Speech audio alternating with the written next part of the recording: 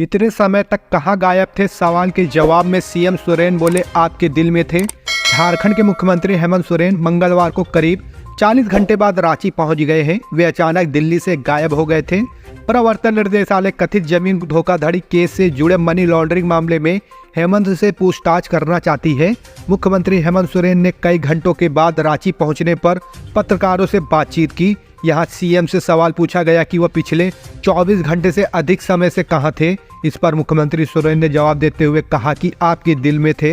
हेमंत सोरेन रांची पहुंचकर active mode में आ गए हैं। उन्होंने मुख्यमंत्री आवास में अपने सभी विधायकों और सीनियर नेताओं से मुलाकात की है। इस बैठक में जेएमएम कांग्रेस नेता गठबंधन के विधायक दल शामिल हुए हैं। खास बात यह है कि हेमंत की पत्नी कल्पना सोरेन भी इस बैठक में शामिल हुई हैं। बाबूलाल के दिमाग का इलाज कराओ, हम देंगे 11 लाख। झामुमो ने कर दिया बड़ा ऐलान, इस बात की भी दे दी धमकी। भाजपा के प्रदेश अध्यक्ष बाबूलाल मरांडी के दिमाग का इलाज करने वाले चिकित्सक को 11 लाख का इनाम देंगे। सत्तारूढ़ झारखंड मुक्ति मोर्चा ने इसका ऐलान कर दिया है। महासचिव सुप्रियो भट्टाचार्य ने कहा है कि बाबूलाल कहां कहां जाते हैं वह बताते हैं क्या। ईडी निर्धारित समय से पहले सीएम से पूछताछ करने क्यों आई? महासचिव ने आरोप लगाया कि सीएम के दिल्ली स्थित आवास से 36 लाख बरामद करने का दावा किया जा रहा है। इसे बाबूलाल मरांडी ने प्लांट किया है। बाबूलाल मरांडी ने मुख्यमंत्री के लापता होने संबंधी पोस्टर जारी किए। इसके विरुद्ध पार्टी मुकदमा कर सकती है। सरकार तो बचा लेंगे लेकिन इस्तीफा देकर भी कैसे मुश्किल में रहेंगे सोरेन? भाजपा को फिर मिलेगा मुद्दा। ईडी से बचने के लिए करीब 40 घंटों तक गायब रहने के बाद प्रकट हो चुके हैं। इसके बाद वह रांची में विधायकों के साथ बैठक भी कर चुके हैं, जिसमें चर्चा है कि उनकी पत्नी कल्पना सोरेन को नया मुख्यमंत्री बनाने पर बात की गई है। अब इसमें सच्चाई कितनी है या तो वक्त बताएगा। इस कदम से वह सत्ता का केंद्र अपने पास तो रख लेंगे, लेकिन एक सच यह भी है कि भाजपा को हमलावर होने का एक और मुद्दा मिल जाएगा। यह मुद्दा है परिवारवाद का। गौरतलब है कि भाजपा विपक्ष के खिलाफ परिवारवाद को लेकर काफी आक्रामक रही है। भारतीय जनता पार्टी और पीएम मोदी भ्रष्टाचार और परिवारवाद को एक दूसरे का पूरक बताकर विपक्ष पर हमले करते रहे हैं। कांग्रेस से लेकर आरजेडी समेत कई विपक्षी दल इस क्रम में उनके निशाने पर रहे हैं। हाल ही में एक कार्यक्रम के दौरान पीएम मोदी ने भी परिवारवाद का उदाहरण दिया था। उन्होंने कहा था कि परिवारवाद ने देश के युवाओं का रास्ता रोका था। पिता शिबू सोरेन के पद चिन्हों पर चलकर सीएम की कुर्सी पर बैठे हेमंत सोरेन पहले भी इस तरह के हमले झेल चुके हैं। ऐसे में अगर उनकी पत्नी कल्पना सीएम बनती हैं तो पहले से ही मुश्किलों से जूझ रहे हेमंत सोरेन को परिवारवाद के मुद्दे पर घिर जाएंगे। गोंडा में त्रिकोणी प्रेम प्रसंग में अंधाधुंध फायरिंग, शिक्षिका सहित 2 की मौत, एक की हालत नाजुक। गोंडा जिले के पौड़िया हाट के उत्क्रमित उच्च विद्यालय चतरा में प्रेम प्रसंग में शिक्षक रवि रंजन ने मंगलवार को अंधाधुंध फायरिंग कर 2 शिक्षकों को मौत के घाट उतार दिया। बाद में खुद को भी गोली मार ली। स्कूल की लाइब्रेरी हॉल में 6 राउंड गोलियां चली हैं। मृतकों में सुजाता देवी और आदेश सिंह है। बताया जाता है कि स्कूल में क्लास चल रही थी। इस बीच तीनों शिक्षकों ने लाइब्रेरी रूम में प्रवेश किया और अंदर से बंद कर दिया। इसके बाद गोली चलने की आवाज आई। सूचना पर पहुंची पुलिस ने जब दरवाजे को तोड़ा तो पाया कि यूपी चंदौली गांव के रहने वाले शिक्षक आदर्श कुमार सिंह कुर्सी पर मृत पड़े थे। गोली उनके सीने में लगी थी। दूसरी ओर शिक्षिका सुजाता कुमारी भी जमीन पर गिरी पड़ी थी। उसकी भी मौत हो चुकी थी। सुजाता के पति फौज में हैं। तीसरे रवि रंजन की कनपट्टी में गोली लगी थी। उसकी हालत भी गंभीर है। पुलिस ने उसे सामुदायिक स्वास्थ्य केंद्र पौड़िया हाट भेज दिया। गोली मारने वाले रवि रंजन का पत्नी से संबंध विच्छेद हो गया है। पुलिस घटना की छानबीन कर रही है। सरकार तो बचा लेंगे लेकिन इस्तीफा देकर भी कैसे मुश्किल में रहेंगे सोरेन? भाजपा को फिर मिलेगा मुद्दा। ईडी से बचने के लिए करीब 40 घंटों तक गायब रहने के बाद प्रकट हो चुके हैं। इसके बाद वह रांची में विधायकों के साथ बैठक भी कर चुके हैं, जिसमें चर्चा है कि उनकी पत्नी कल्पना सोरेन को नया मुख्यमंत्री बनाने पर बात की गई है। अब इसमें सच्चाई कितनी है या तो वक्त बताएगा। इस कदम से वह सत्ता का केंद्र अपने पास तो रख लेंगे, लेकिन एक सच यह भी है कि भाजपा को हमलावर होने का एक और मुद्दा मिल जाएगा। यह मुद्दा है परिवारवाद का। गौरतलब है कि भाजपा विपक्ष के खिलाफ परिवारवाद को लेकर काफी आक्रामक रही है। भारतीय जनता पार्टी और पीएम मोदी भ्रष्टाचार और परिवारवाद को एक दूसरे का पूरक बताकर 11 फरवरी को सेविका सहायिका महासम्मेलन में भाग लेने पर बनी सहमति। मांडू चट्टी पंचायत सचिवालय में झारखंड प्रदेश आंगनवाड़ी वर्कर्स यूनियन की बैठक हुई। बैठक की अध्यक्षता सेविका रेखा देवी एवं संचालन मुखिया बैजनाथ राम ने किया। बैठक में मुख्य अतिथि के रूप में झारखंड प्रदेश आंगनबाड़ी वर्कर्स यूनियन के प्रदेश अध्यक्ष वीणा सिन्हा व वरिष्ठ अतिथि प्रदेश कार्यकारी अध्यक्ष बाल मुकुंद सिन्हा, पलामू जिला संयोजक महेंद्र प्रजापति शामिल हुए। बैठक में आगामी 11 फरवरी को रांची में होने वाली सेविका सहायिका का महासम्मेलन का तैयारी एवं संगठन के मजबूती पर विचार विमर्श किया गया। साथ ही प्रदेश कार्यकारी अध्यक्ष के द्वारा झारखंड आंगनबाड़ी वर्कर्स यूनियन के लिए रामगढ़ जिला कार्यकारी अध्यक्ष के रूप में रेखा देवी मांडू निवासी को मनोनीत किया गया। इसके बाद सभी सेविका सहायिका बहनों द्वारा मनोनीत अध्यक्ष एवं अतिथियों का स्वागत किया। साथ ही महासम्मेलन में रांची में ज्यादा से ज्यादा संख्या में पहुंचने का निर्णय लिया गया। मासूम के शव को नोचकर खा रहे थे कुत्ते, जन्म देने वाले माँ बाप ने कूड़े में था फेंका। लोहरदगा से सामने आई शर्मनाक घटना। बताया जा रहा है कि शहरी क्षेत्र के मैना बगीचा कचहरी पथ में हिंडाल्को कंपनी के पियाऊ के समीप एक नवजात का शव फेंका हुआ था। कुत्ते शव को नोचकर खा रहे थे। इसकी जानकारी स्थानीय लोगों ने पूर्व वार्ड पार्षद कमलेश कुमार को दी, जिसके बाद कमलेश कुमार ने मानवता का परिचय देते हुए तत्काल मामले की सूचना सदर थाना पुलिस को दी। सदर थाना पुलिस ने मौके पर पहुंचकर नवजात के शव को कब्जे में लेकर लोहरदगा अस्पताल में पोस्टमार्टम कराया। पुलिस पूरे मामले की जांच और आगे की कार्रवाई कर रही है। इस घटना को लेकर लोग निंदा कर रहे हैं। लोहरदगा में आए दिन इस प्रकार के नवजात को फेंके जाने की घटना सामने आती है। मानवता को शर्मसार करने वाली ऐसी घटनाओं पर रोक नहीं लग पा रहा है। झारखंड में नक्सलियों की साजिश फिर नाकाम। लातेहार के जंगल से 5 किलो का टिफिन बम बरामद, चल रहा सर्च ऑपरेशन। झारखंड में नक्सलियों की साजिश एक बार फिर नाकाम हो गई। लातेहार में सर्च ऑपरेशन के दौरान 5 किलो का टिफिन बम बरामद किया गया है। सीआरपीएफ जवानों को मंगलवार को ये सफलता मिली। लातेहार के मोरवाई गांव में सुरक्षा बलों ने टिफिन बम बरामद किया। पुलिस अधीक्षक अंजनी अंजन के निर्देश पर जंगल में ही बम विरोधक दस्ते की टीम ने इसे नष्ट कर दिया। सीआरपीएफ जवानों द्वारा जंगल व आसपास के इलाकों में सर्च अभियान चलाया जा रहा है। झारखंड से अयोध्या के लिए कब से चलाई जाएगी आस्था स्पेशल ट्रेन, रेलवे ने दी बड़ी जानकारी। अयोध्या में भगवान श्री राम के दर्शन को लेकर आस्था स्पेशल ट्रेन चलेगी। रेलवे ने पूर्व में घोषित तिथि को स्थगित कर दिया था, लेकिन रेलवे ने घोषणा की है कि अब फिर रांची से ट्रेन संख्या 08081 रांची दर्शन नगर ट्रेन 12 फरवरी को और दर्शन नगर से रांची के लिए ट्रेन 14 फरवरी को चलेगी। वहीं बोकारो से ट्रेन संख्या 08020 बोकारो दर्शन नगर ट्रेन 5 व 26 फरवरी को चलेगी। दर्शन नगर से बोकारो के लिए ट्रेन 7 व 29 फरवरी को चलेगी। रांची रेल डिवीजन के अधिकारियों ने बताया है कि फिलहाल इन 2 जगहों से ट्रेन चलने की जानकारी रेलवे बोर्ड की ओर से दी गई है। 4 फरवरी को जेएसएससी सीजीएल की परीक्षा होगी या नहीं, जाने क्या है लेटेस्ट अपडेट। झारखंड सामान्य स्नातक योग्यताधारी संयुक्त प्रतियोगिता परीक्षा 2023 का आयोजन 4 फरवरी को होगा या नहीं, इस पर स्टूडेंट में बड़ा कन्फ्यूजन है। झारखंड स्टेट सर्विस कमीशन की ओर से अब तक उनका एडमिट कार्ड यानी प्रवेश पत्र जारी नहीं किया गया है, इसलिए अभ्यर्थियों में संदेह की स्थिति है। 4 फरवरी को परीक्षा होगी या नहीं होगी। इस बीच जेएसएससी ने कहा है कि 4 फरवरी की परीक्षा पर समीक्षा के बाद निर्णय होगा। जेएसएससी ने सभी 735 केंद्रों से रिपोर्ट मांगी है। इन केंद्रों से पूछा गया है कि तीसरे पेपर का बक्सा खोलने का निर्धारित समय दोपहर 2:45 था। इस बक्से को कितने बजे खोला गया, केंद्र की रिपोर्ट मिलने और उसकी समीक्षा के बाद आयोग 4 फरवरी की परीक्षा पर निर्णय लेगा।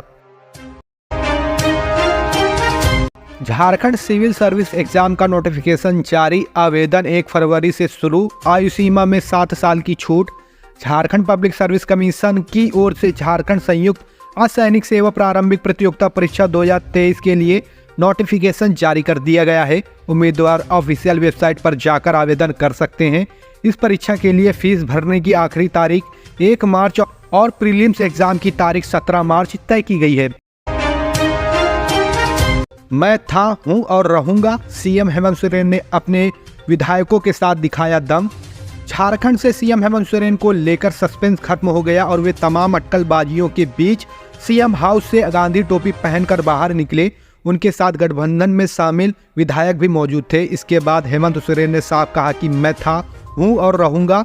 सीएम हेमंत सोरेन का यह बयान अपने आप में खास है, क्योंकि विरोधी दल खास तौर पर भाजपा द्वारा आरोप लगाया जा रहा था कि हेमंत सोरेन ईडी के डर से छिप गए हैं। लेकिन अब जबकि सीएम हेमंत सोरेन पूरे दल बल सीएम हाउस में सामने आए तो तमाम तरह की अटकलों पर फिलहाल विराम लग गया है। सीएम आवास से निकलने के बाद जेएमएम, कांग्रेस और राजद विधायकों के साथ के बाद हेमंत सोरेन ने महात्मा गांधी की पुण्यतिथि पर उनको नमन किया। इसके बाद हेमंत सोरेन ने कहा कि हम आपके दिलों में हैं, किसी को कोई दिक्कत है कि मैं कहाँ हूँ, महात्मा गांधी के पद चिन्हों पर चलने का काम करेंगे। देश दुनिया भी महात्मा गांधी के विचार को मानती है। आज़ादी से लेकर अब तक उनके विचारों को याद किया जाता है, उन्हें बढ़ाया जाता है। सब मिलकर उनके पद चिन्हों पर चलने का संकल्प लेते हैं। भाजयुमो के कार्यकर्ताओं ने पेपर लीक मामले में सीएम का फूका पुतला। झारखंड कर्मचारी चयन आयोग की ओर से आयोजित जेएसएससी परीक्षा का प्रश्न पत्र लीक होने के विरोध में भाजयुमो ने सुभाष चौक में मुख्यमंत्री हेमंत सोरेन का पुतला दहन किया।